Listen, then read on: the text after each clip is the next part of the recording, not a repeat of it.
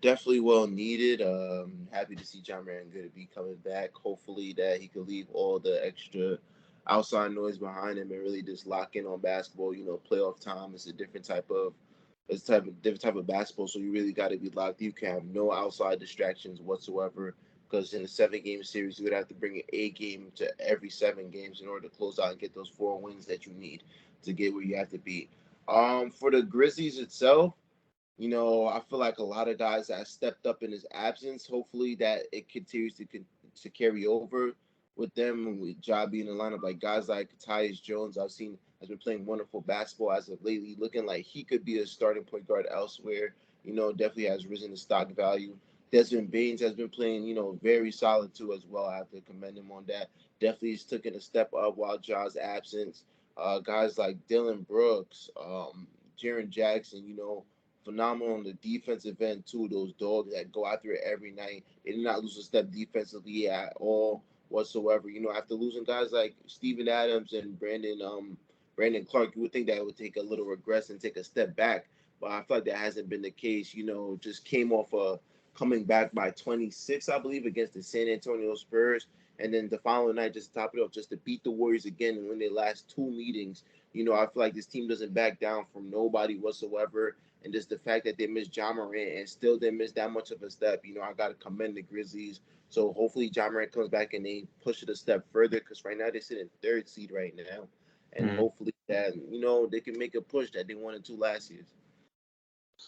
Yeah, I definitely feel like the addition of not the addition, well, the welcoming back of John Morant to the Grizzlies is definitely well needed for them. I feel like Tyus Jones has been doing a great job um running the offense for them. Jaren Jackson's been, like to your point, been great. Playing defense. I feel Desmond Bane's been relied on a little bit more to make decisions with the ball in his hands. I've seen him playmaking a lot. Just really kind of the number one option on the offense as well. So you could definitely see like the responsibility has definitely shifted for the Grizzlies. With John Morant returning,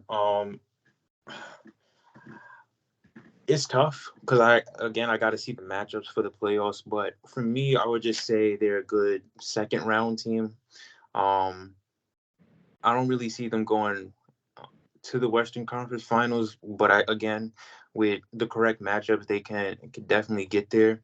Right now, they're at the third seed, so they would definitely have to face the sixth seed. Got teams like the Warriors, the Clippers.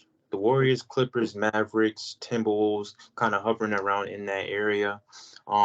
Given a correct matchup, I could definitely tell you that I would have them over the Timberwolves.